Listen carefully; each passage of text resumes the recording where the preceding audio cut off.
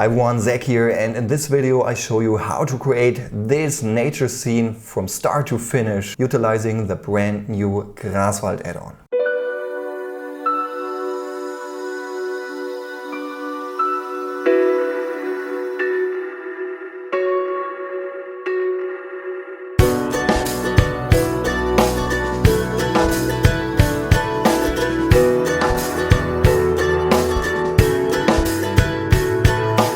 Warning! In this video we will make heavy use of paid Blender add-ons. I know not everyone is a fan of this, but they can speed up your workflow quite a lot. So we will certainly use the Graswald add-on for creating all the plants, the grass, weeds and stuff like this. We will use the Grove, which is an awesome paid add-on for creating ultra realistic trees in Blender, which I totally can recommend.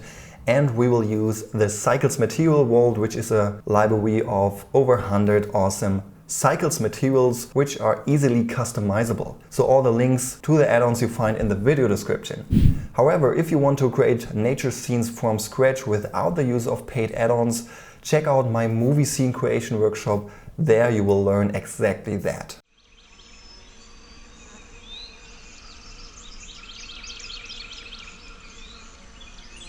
And if you're not planning on purchasing these add-ons, I recommend to watch this video anyway, because besides these add-ons, there are some other cool tips and tricks you will learn along the way while creating this image. So first we start with a quick overview about the Graswald add-on, and then we will jump right in to create this artwork here from start to finish, and we will check if the Graswald add-on is really worth the money. Since you will ask me this in the comments anyway, I just answer this here beforehand.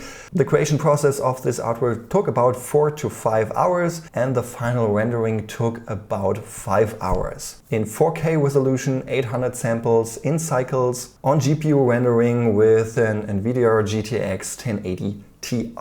Alright, without further words, let's get started. Let's take a quick look at the basic functionality of the add-on.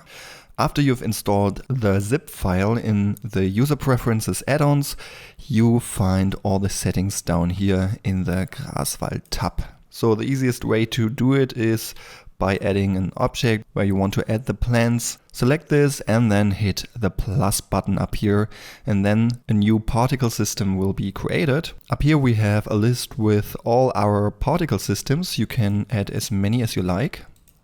And then down here in the species tab, we can select a species, and under variant, we can select different variations. Every species has different variations, which you can combine in many different ways so that you have a lot of flexibility. You can also filter the species according to different packages like grass, weeds, moss, and debris, which contains dead leaves, small sticks and wooden parts, stuff like this. So pretty nice if you just want to cover the ground with stuff. So for now, let's go to weeds and take the dandelion. And right now we don't see anything because we need to increase the density in the growth panel. So let's increase this. And this value defines how much of the space here is covered. So that means if I increase the space here, click in here, hit enter, then this will update, and then the same amount of space according to the size of the object will be covered with plants. So this is not the number of plants we have here. Then we have the seed value to randomize the position of the plants, and you can see rotation, scale and stuff like this is already set up, so we don't need to adjust anything else here. So one very nice feature up here is the auto name feature. If I click on that, you can see it will auto name the particle system according to the emitter, the species and the variant. So if I change anything here, hit auto name, it will rename this stuff up here.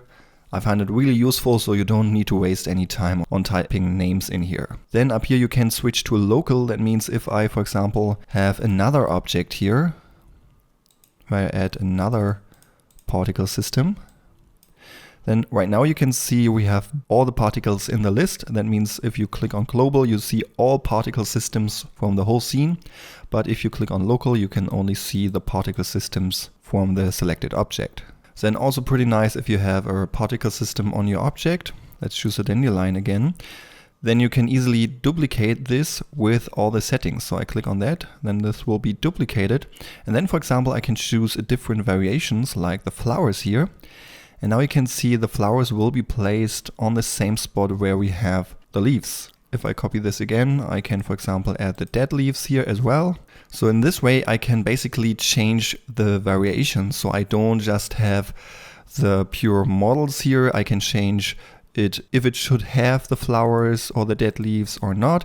And if I change the density of some of those variants, then not every dandelion has a flower, for example.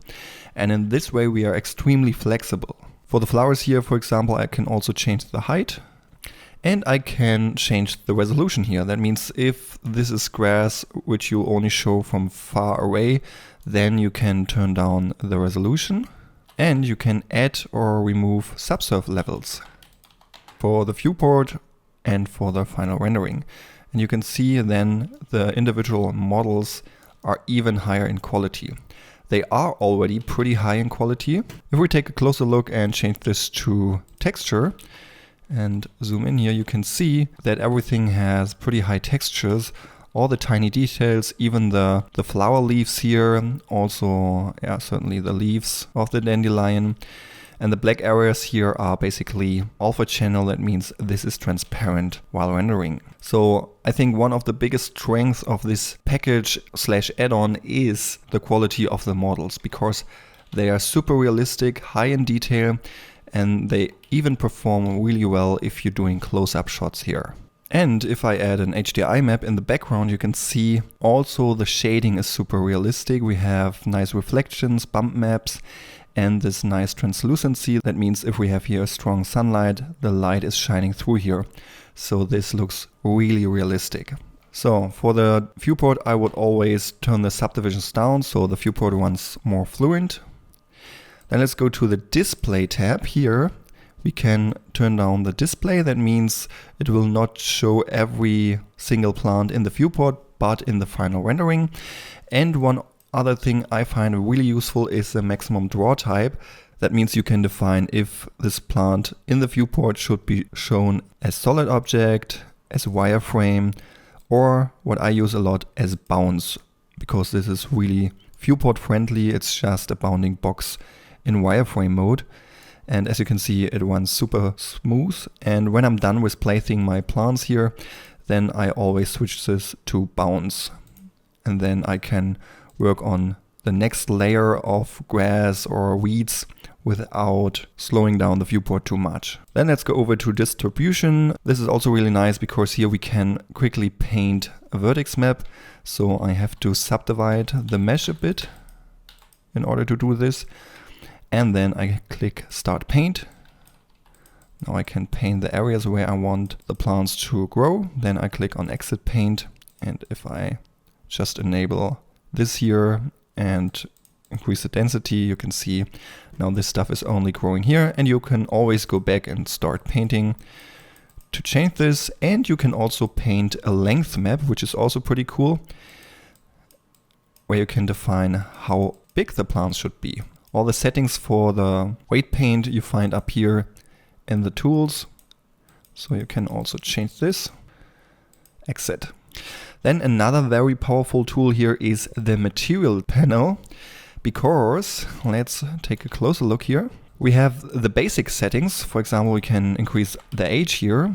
And if we take a closer look here, this does not only mean that the color is changing here, that means that actually the texture is changing. So the younger the plant, the more green it is basically. And if you're changing it to an old plant, you can see at some point there's a transition between the young leaves and the more or less dead leaves here. Also, you can change the percentage. For example, if I set this to 0.5, only 50% of the plants are aged. Then we can change the translucency. That means that the sun is shining through. You can see if I turn it down to 0, no light is passing through. And this is not looking that nice. Also, we can change the wetness. If we have a scene with rain or stuff like this, we have this nice, stronger, sharper reflections on the leaves here. And Before we go to the advanced settings, we also can change the quality. For example, if you have a wide shot and don't need that high details, you can change this to medium or low. You can see then the texture quality is pretty low, but it will render much faster. So as you can see here, with high quality this took 7 seconds, and with low quality it took only 2 seconds. So now let's go back to high quality, go to advanced settings, and then you can see you have much more control over the age, translucency, redness, bump map, and also you can change the color. If, for example, if I change the hue, we can create some alien vegetation on another planet, for example. Also, if you want to see the textures pretty nice, you can go to the overall settings and enable optimal display. Then you see only the color and texture without all the shading information like shadow, reflection, bump map, and stuff like this. So, and if I, for example, change this to a grass model, then we also have more options down here. For example, we can add this dead patches. That means we have dead spots in our meadow here. We can change the dryness. And if you have cut grass, you can even add stripes to it, like on a soccer field or similar. So as you can see, you have full control over the whole thing. And in the end, if you combine all these different species, this looks pretty amazing. So now let's take a look how the Graswald add-on performs in the creation process of a real artwork. So I want to create a full artwork just for this tutorial, and I thought about what I wanted to create. Certainly something with nature, and with this little tool here called PureRef, which is free and awesome to collect reference images, create mood boards and stuff like this. So I just drag and drop some images I found on Google. And I really like the idea that there are some old buildings or vehicles and the nature is taking over. I found these nice images here from these cars online, and I want to do something similar to this. But certainly modeling a car takes a lot of time, so I searched on BlendSwap for a nice free car model, and I found this 1968 Mustang GT fastback model by Adam T. Ryder, which is pretty perfect for this purpose. So let's just take the model here, select everything from the car, Control C to copy it, then I open up a new file, delete the stuff here I don't need, and then Control V to paste it. So let's move the camera with M to another layer. So first of all, the car is way too big. Let's delete this one here. And since this unit here is 1 meter, this is a huge car. So let's select the body here and scale it down. To see the scale, we can check the dimensions here for the y-axis. I just googled the size of the car and it is about 4.6 meters, something about this. It actually doesn't matter that this is the right size down to the millimeter. Okay, then let's add a ground. I simply add plane, scale it a bit bigger here, and let's enable the layer with the camera, press the numpad 0, and let's adjust the camera perspective. Right now I'm using the walk navigation with Shift F, and then with WASD you can move around. Just take a look in the header of the 3D viewer, there you have all the shortcuts. So I want to have a nice camera perspective, but we will further adjust this later on. But for now, let's adjust the plane a bit. So now let's switch over to sculpt mode. Here let's enable DynTopo for dynamic topology, choose constant details, and the resolution certainly is super low because this is just one big plane. So let's increase this and check the resolution if this is enough. Maybe a bit more, maybe 20, and this should be fine. Then certainly we don't want to mirror this, and then we can simply add geometry here. So I just want to have this uneven surface. And what's also helpful here, maybe we just split our view up here and switch to 3D view and press numpad 0, home button, to see the camera perspective in full view. And then let's just add a bit geometry here.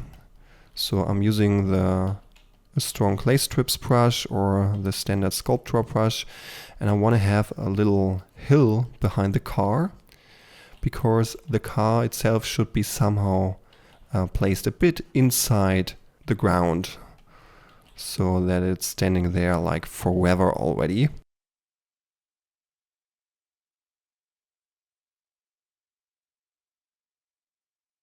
That's okay for now. I will probably adjust this while working on this. And now let's select the car and let's rotate this along the y-axis a bit. Something like this, but I still want to see the front of the car.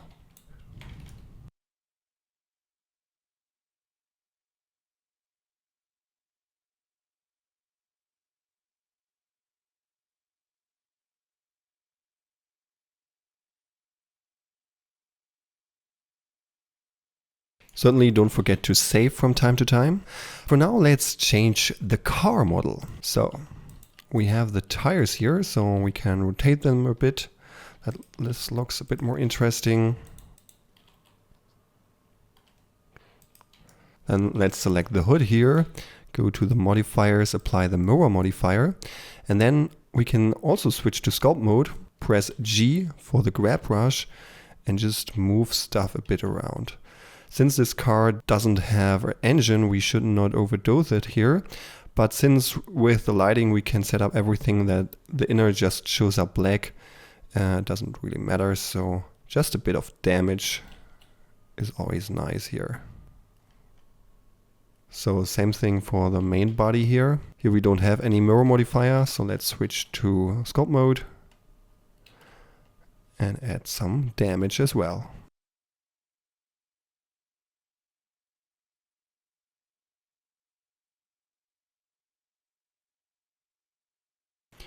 We can also try to add some damage to the tires.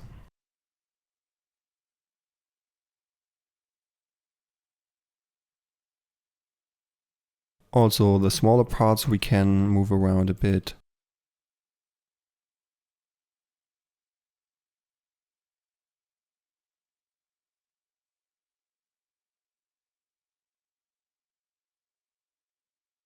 Now let's add some material damage to the car.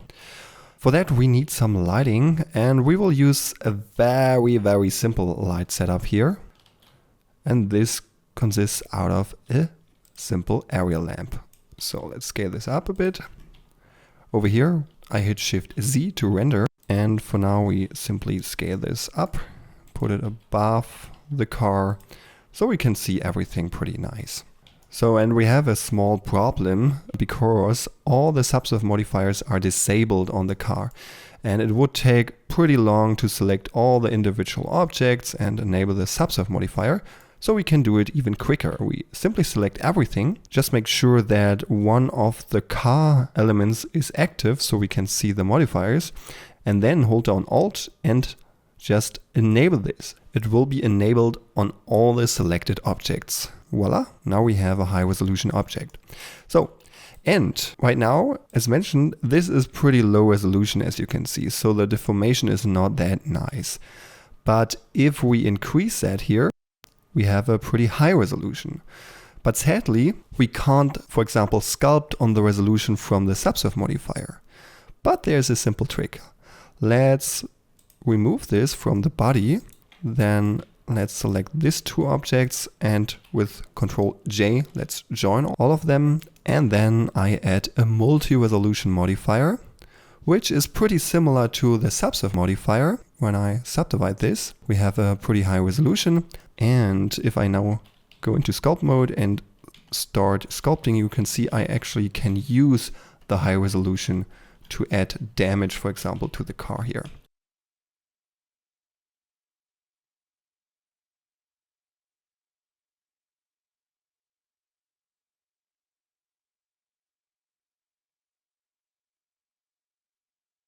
So now we have some extra damage. Alright, now let's work on the materials of the car and the ground. And since I want to create the scene as quick as possible, I will use another paid asset pack here. It's called the Cycles Material Vault, which consists out of over 100 ready-to-use Cycles materials, which are pretty flexible in terms of customization. So let's import this. So I go to File, Append. go to the Cycles material, Vault materials, just click on the blend file. And here I simply click on material. And here I want to have the metal 2. So I hold on shift to select this. Then I want to have the rubber.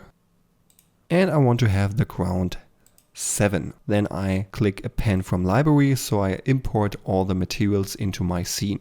Come on, come on, come on, come on, yon. So and now I simply can select the body here, go to materials, and here we have the car paint, and this I change to metal 02.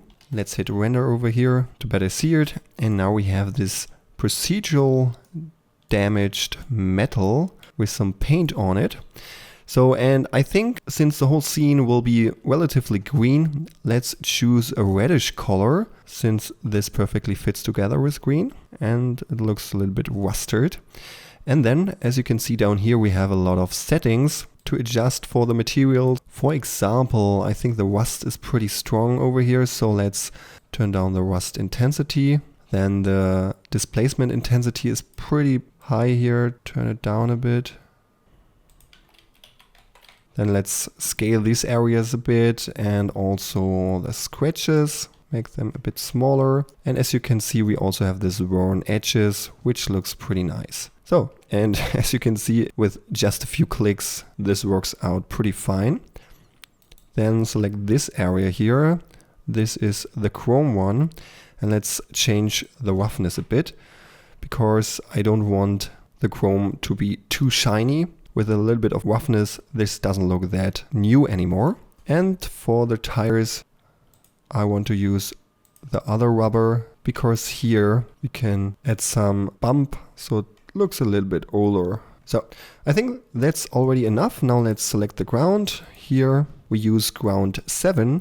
But in order to make this work, we need a UV map. So we simply switch to edit mode. Select everything and press U and unwrap. Since this is basically just a square shape with open edges, we don't need to add any seams. Now you can see we have this texture on the ground, but certainly it's way too big. And in the material settings, we can simply scale this. So let's increase the scaling.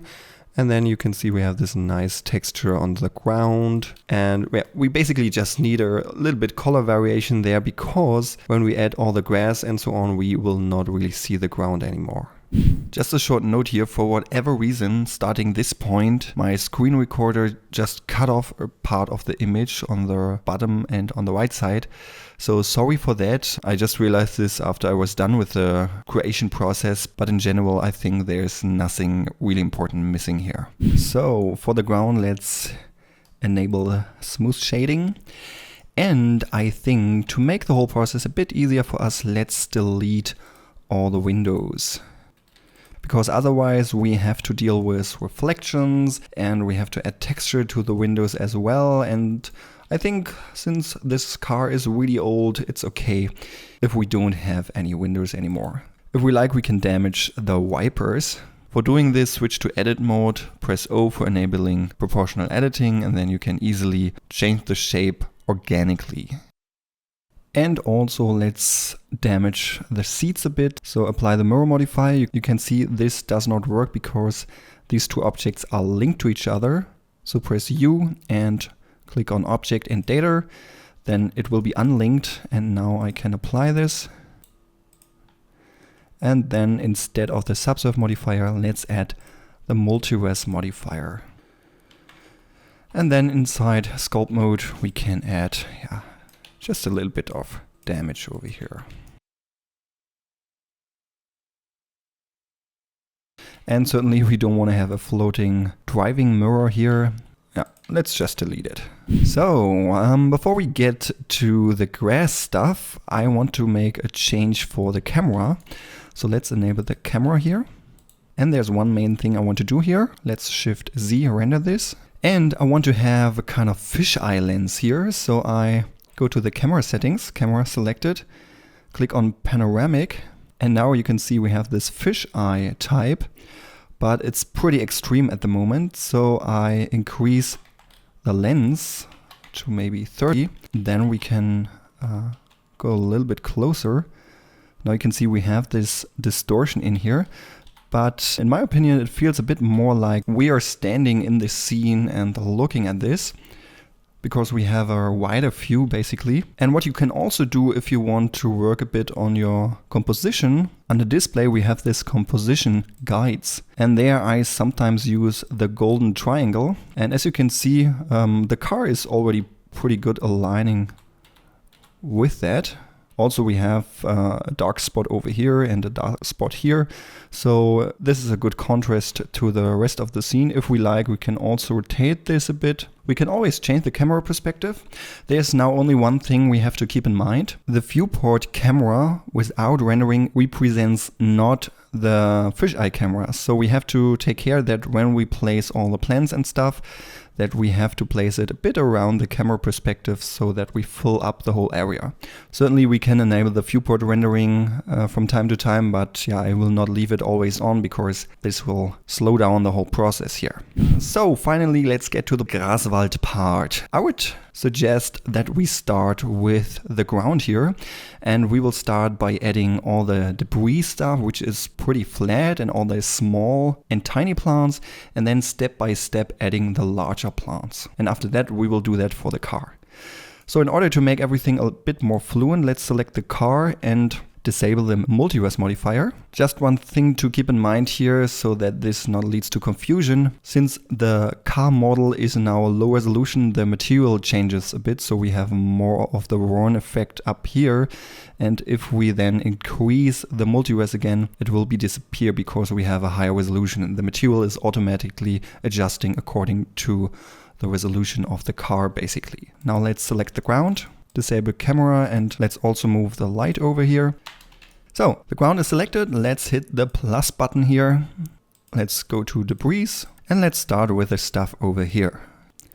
Here we have this wooden parts and the sticks, and let's start with the wooden parts here. Let's increase the density, and very important, so that everything runs smoothly, let's go to display and switch this to bound. That means we only see this wireframe bounding box of the objects and the viewport is pretty smooth. Then let's go over to distribution and start painting for the density. If I now paint over here, we're now defining the areas where these wooden parts should be. And since we are using the weight paint here, we can change the weight paint stuff over here. But if we don't want to switch between the Graswald tab and the Tools tab, let's shift left click on the brushes here, then this panel will be pinned. By the way, we also have a Graswald Vertex Tools panel down here to change the weight maps, but certainly we can also do it over here. So let's move over here. You can move this brush settings around. So basically this will now show up in every tab here, but since we are now exclusively working with the Graswald tab, let's put it over here and let's keep it as long as we are drawing. Since if you want to erase some area, simply put down the weight to 0 and then you can remove stuff. So also in the car is important. And I think we don't need to take much care about that we are too close to the car, since these are very flat pieces and they are not growing through the car then. If you are working with the plants or grass, you have to take care, because if the grass is growing through the body here, this will not look that nice. So if you think you're done, you can go to the distribution tab and click on Exit Paint. Then as you can see, we have it here. Now let's do a quick test rendering to see if this area we covered here is enough. And this we can also use as orientation point for the other particle systems we will add. So let's take a closer look. I think this is good. Let's maybe change this to other species for a short while to just get a better idea what we have covered. And I think we can even take some stuff away over here. So let's get back to paint. All right, now let's get back to the woody parts big and display back to bounds.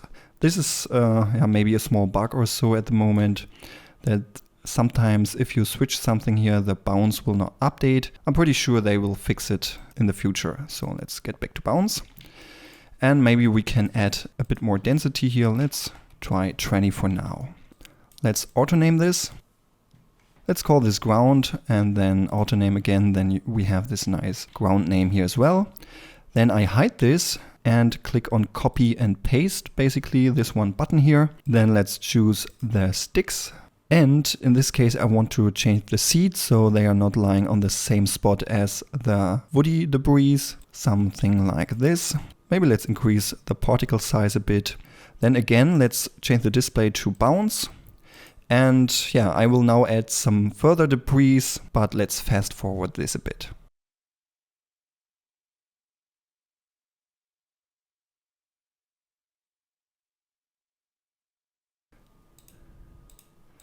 So this is what we have so far. Let's do a quick test render. Keep in mind we will change the lighting and stuff like this at the end, so everything will be a bit brighter. But I think we have a nice ground coverage of some stuff lying around there. So this is basically just to fill the gaps between the grass and stuff like this. Now let's hide all that stuff and let's go on with the smaller plants. So let's create a new particle system. In this case, let's go on with the weeds. And let's check. I think this one is relatively small. Not that small, but maybe we can take the small one here, yeah. Then let's change the display to bounce and let's go to the distribution. And here we can pick the existing vertex group and then unlink this. So if we like, we can paint in here. As you can see here, it's growing through the tires. So let's go to paint, erase some stuff here, which is too close to the car.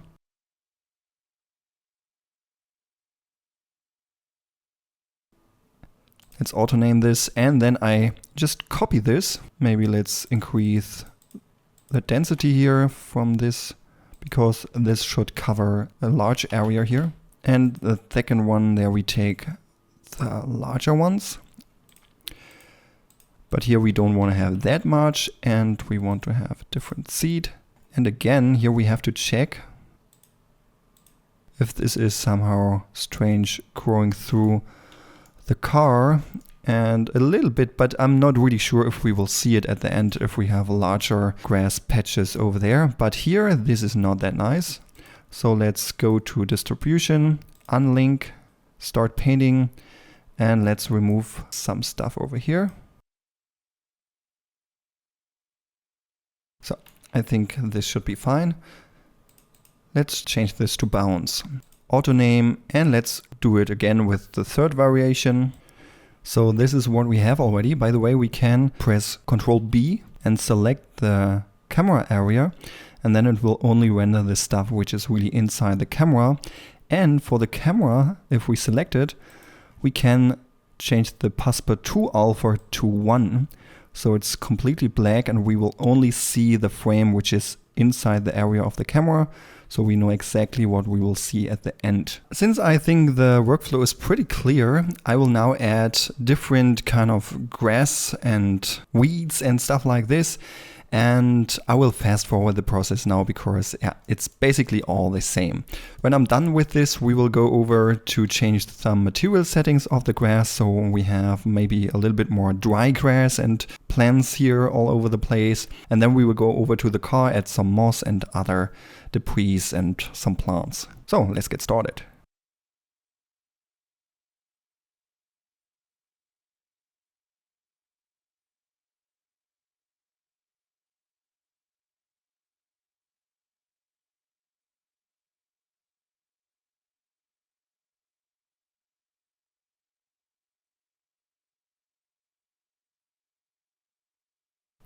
So I think that's enough for all the weeds and debris stuff. Now let's add the grass. I want to have pretty high grass. So let's check which one would fit best here. Let's choose one of the existing vertex groups and see how the grass looks rendered. So if we take this one, we need a lot. I think in general we need a lot. And also we need a different vertex group here. We will definitely change the color of the grass, but I think let's check the first one here. Yeah, I think this is pretty nice. And here we have to increase the density quite a lot because we want to have a lot of grass here. And what we also want to have is that the grass looks a bit dry. So let's increase the age to 1 and let's set the percentage to 50%. So we have a little bit of dry grass or old grass in between. And let's go to advanced. And then we have also the dead patches here. So we can add dead patches. Let's try 40%. We can also increase the dryness a bit. Yeah. So very important here that the grass is not growing through the car. So let's work on the weight map a bit.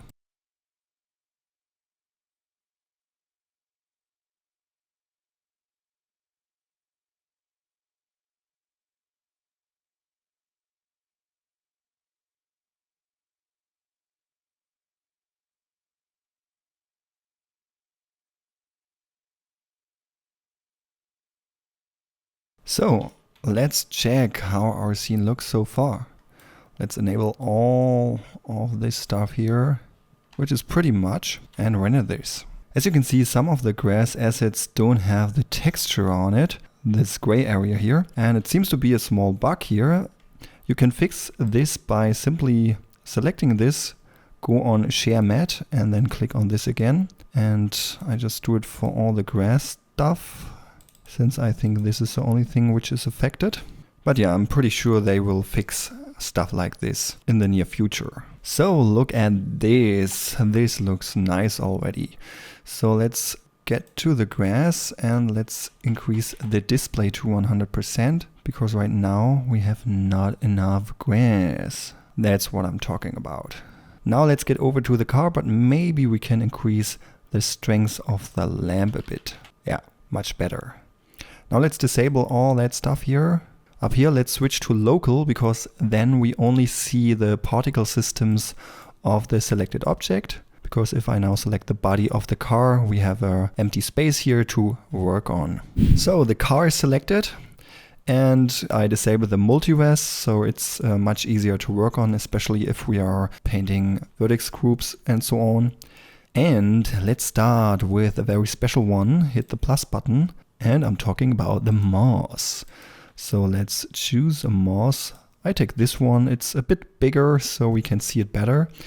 And display we set to bounce. In this case, it's pretty important to do that because we need to increase the density quite a lot in order to have the right amount. But I leave it a bit lower at the moment. And first of all, let's start to paint on here. And I don't want to have moss everywhere.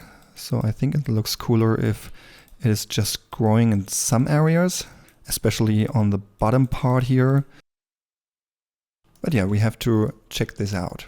So if this is done, let's go back. And now let's drastically increase this here. I mean, really increase like 2000 or even more. Let's just check how this looks rendered. Damn, look at that. Looks pretty nice already, but I think we can even increase this a bit more. Let's try 2500. And if you're using the smaller moss like this one, you need way more density here. So I think for this scene, I will leave this one because this looks also pretty nice. But maybe we should not do it too much because then we can't see the car anymore that nice. And maybe we should also paint length map. So let's switch to length, start painting. And here, so maybe first of all, we paint all over the place and then let's reduce the weight. And then we can change the size here and there a bit. So it doesn't have the same strength everywhere. So let's see this in action. Yeah, that's much better. So I think for the moss, the length map or the size vertex group here is really important because if everything is just one big green thing, it looks like a car full of hair or anything like this. So in this way, this looks much better. And I think it's important that at least in some areas we also add moss, like in front here or on the tires. So let's add some moss here.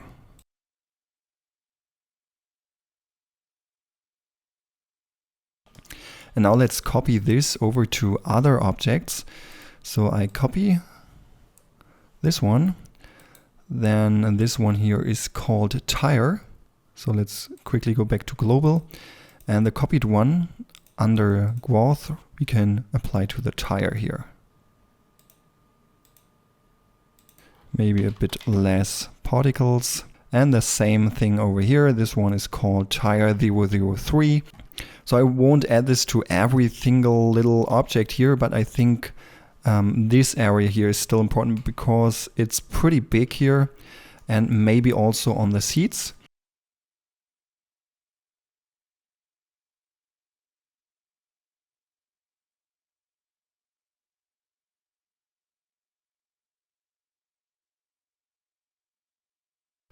So I guess if you're working with moss and stuff like this, it would be pretty helpful if you join as many parts as possible, so you basically can just draw over the whole car and don't need to worry about selecting each object and adding so much particle systems here. So, and now let's finalize the Graswald part by adding some debris stuff to the body here as well.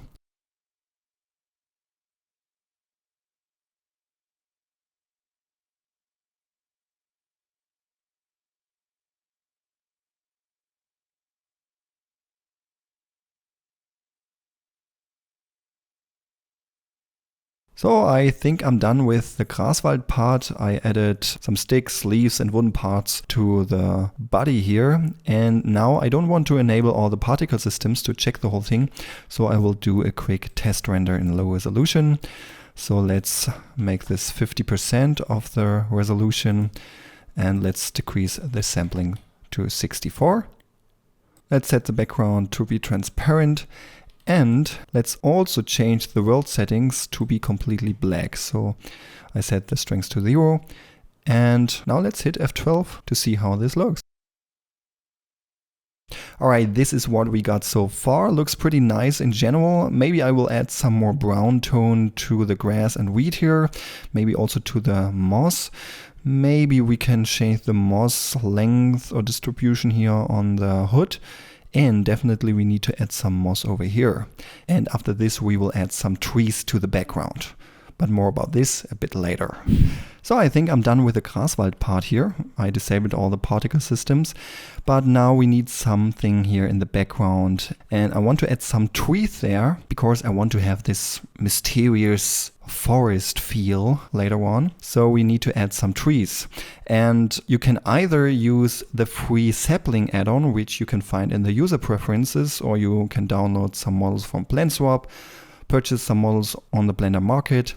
But I would recommend the Grove add-on, which is, besides the Graswald add-on, one of the coolest nature things you can have for Blender, because the trees are looking so realistic and you can even animate them. Besides this add-on, you can also purchase these tricks here, different tricks from different species, which are also in ultra high resolution. And along with the add-on, also you get a bunch of nice bark textures, which you just can put on your trees. And there's already a UV map automatically, so you don't need to do anything there. So I just copy and paste the tricks into my scene here. And now let's hit Shift A, mesh, and click on the Grove. I'm using version 6 here. So in order to get all the settings, you have to open up the operator panel. And I want to create a European oak. So I just use a preset here, because if you scroll down here, you have so many options. And yeah, it's a bit much. But you can do awesome stuff just by clicking a few buttons here, so don't worry.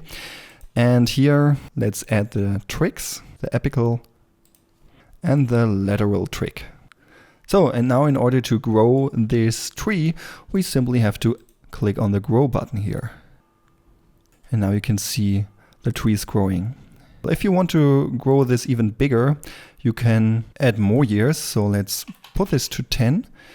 And if I now click on grow, it will add another 10 years to the tree. So now it's getting bigger, but if we compare it to our scene here, it is still relatively small.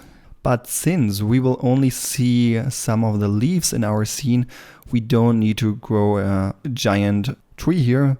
Let's add another 10 years and that's fine, I think. So you can see now we have a larger tree. You can also cut off branches if you like, just by pressing D and draw a line here. And then, for example, you can cut this off by pressing the prune button. And if you now would grow this even further, it will interact here in a way that this branch keeps cut off. So this is pretty nice. So now let's add a texture here. Let's go to the materials and let's open a texture. So as mentioned, there are a bunch of nice textures chipped with the add-on. And let's take an oak tree. So texture is added. Now let's use this tree to fill out the areas in the background. So let's move it over here. And if we like, we can also change the maximum draw type of these two objects here to bounce as well. Just hold down Alt, click on bounce, and then it will change this for both objects. And now this should run a bit smoother. And I place them really low because I just want to have some leaves of the tree showing up in my scene here.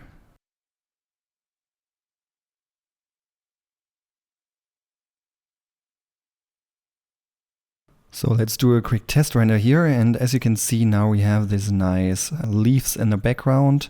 And now if we enable all the grass stuff, then the whole scene is filled up with nature stuff, which looks pretty nice, I think. But before we finish this render, there's one thing I want to add for the mood. So I just add a big cube here, make this really huge. And let's go to the material settings, add new. On the surface, let's click on this and click on the remove button. So we don't have any information for the surface. We just want to add a volume scatter shader here. And now, as you already can see, we add some fog to our scene, but we have to lower the density quite a lot. With this anisotropic value here, you can define how much the light is distributed in this volumetric field. So if I put it down, it's distributed pretty strong. And with this one area light here, it looks like we have a cloudy sky and the light is shining in this glade here. So somewhere in the forest we have this car. You can also change the color of the volume material if you like, if you want to have it a little bit more bluish. But I think the gray look already fits pretty well. Yeah, in the creation process of such a 3D rendering, most of the time is taken by the final tweaking. So I think like in 50% of the time of the creation process, you create the whole scene, and then the other 50% is just spending time on tweaking values and changing little things here and there. So after the last step you just saw, I put in just a bit more time and finalize this, but I think it's really useless to show you the time lapse or stuff like this. I will just show you all the changes I did here. Alright, this was the first rendering I did. I will show you all the changes in Blender in a second, but I just want to show you some things I did here. First of all, I added some individual plans here, which I found pretty nice because then you have this little extra detail on your object, which not looks like you've just put in a particle system there. But somehow I was not 100% satisfied with all that. And that's mainly because here we have the dead leaves lying on the hood, and somehow this felt too noisy for me, too distracting. So I wanted to change this, and also I didn't like the flowers here in this case, and somehow this also was a bit distracting in my opinion. And I also don't like that the wipers and the mirror here has no moss on it. So I did my second render, which is also the final render. We will do some brightness tweaking in Photoshop in just a moment. But here you can see the changes. We don't have all this noisy stuff here anymore. I adjusted the growth of the moss a bit, and as you can see, now moss is also growing here on every part. And as you can see, I replaced the flowers with some not colored flowers basically. And for the final rendering here, I also used different grass models, as you can see. So these are not the same as we added previously. So far so good. Now let's take a quick look inside Blender what main changes I did here. So now I relate to the stuff that I already showed you in the video. So mainly I adjusted the ground here. As you can see, I pulled out the car a bit so that we can see the front here a bit better in the final rendering. Also, I changed the camera perspective So I'm a bit closer here, and I also changed the lens a bit. As you can see, we basically have more distortion because I wanted to have a wider field of view so that we can see more of the forest and the meadow here around the car. And what I also did, I enabled depth of field. That means select the camera, go to display, enable limits. Then you have this little cross here. And then under depth of field, you can change the distance of the focus here. And with the size, you can control the depth of field. That means how strong this is. So we just have a slight depth of field here in the background, and the foreground here is in focus. This adds to the realism of the scene. Yeah, then, as mentioned, I added this extra plants here, and it's super easy to do. So if you go on another layer, just create a new plane, for example. Let's create a new particle system and choose whatever you want to have. And you don't need to set up anything here because we just want to click on link to scene. And then, as you can see, you can delete the particle system. Now these models are linked to our scene and you can place them by hand so you have more control, especially if you want to have some details or you have a close-up shot and you want to place some of the plants exactly how you want them. Certainly you can also go into edit mode and move stuff around. And in this way it was easy to just add this extra plants here. Also, I moved the trees a bit closer to the car to have some of the branches hanging a bit over the car, which also I think supports the mood of the scene so that it feels like the car is really hidden somewhere in the forest. Also, I placed some of the stinging nettles in a more nice way that it supports somehow the composition of our scene so that our car is basically framed with plants, which looks really nice. And we have some plants in the foreground then which are a little bit out of focus, which also helps to add depth to the scene. If you look back on the image, you can see it over here. We have this nice flow of these stinging nettles here, which, yeah, as mentioned, are framing the car somehow. And as mentioned, we have a little bit more depth in the scene. Then I also joined different parts of the car, like this here, all these extra parts. And then it was super easy to just draw the moss all over the parts. And yeah, same I did for the interior and stuff like this. So this made the moss placing and growing stuff much easier.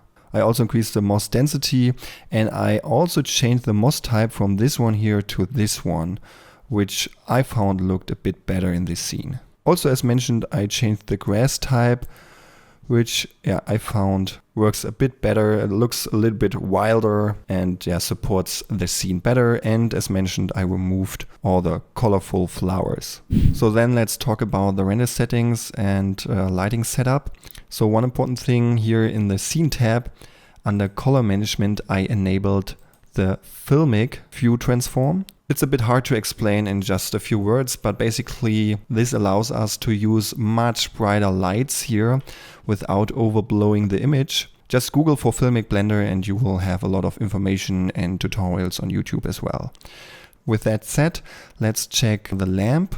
As you can see, I extremely increased the strength of the lamp. So it's much brighter, and it's really important to have a bright image to get the mood right. And also I tweaked the volume cube a bit. So as you can see, I changed the anisotropic quite a bit. That means the light is not spreading that much anymore. So it doesn't look like there's fog. Instead, it looks a bit more like the light is shining from above. And we have this kind of light glow or anything like this. Yeah, after I was happy with the camera perspective and all the light setup, I went over to the render settings. And here in my case, I rendered the double full HD resolution, which took also 5 hours to render. So this is not necessary, but I wanted to have this in very high resolution here. Then the sampling, the render samples, I set to 800. I think in this more noisy nature scenes, you don't need that much samples. But yeah, since I left my computer render over the night, it doesn't really matter to me. Then under film, I set the background to be transparent, so we can change this in Photoshop later on. I used GPU rendering, and under the performance tab, important, I have the auto tile size add-on enabled, so the tiles will be adjusted automatically. So you don't have to care about this because this is influencing your render time quite a lot. So go to the user preferences and enable auto tile size. Yeah, and for the output, I set this to PNG, RGBA for the alpha channel and 16-bit. And then I hit render. So I don't have the final full rendering here in place anymore, but I have this small part rendered. And if you then want to save the image, go to Image, Save as Image. And then here you also can change the image settings and the name of the image. Save as image, and then you're good to go. And one thing I just forgot, under the render layer tab, I enabled denoising so that we get a noise-free image in the end. So now I just drag and drop the image into Photoshop because we definitely need to adjust the brightness. Most of the time, if you output in rendering from a 3D application, it is somehow too dark. Especially I see this on beginner renders, but also my renders are always too dark, so I always put them into Photoshop. And here I do some adjustments because maybe the image looks good to your eye, but every screen is different in brightness, so never trust your screen. And because of that, we have some nice tools here in Photoshop, for example, which are also available in any other applications like GIMP or Krita. We can check our values. So the simplest way to do this is by adding a levels layer. And here we have the histogram. And this is a very cool tool to quickly check the values in your image. This over here means completely black, and this over here means completely white.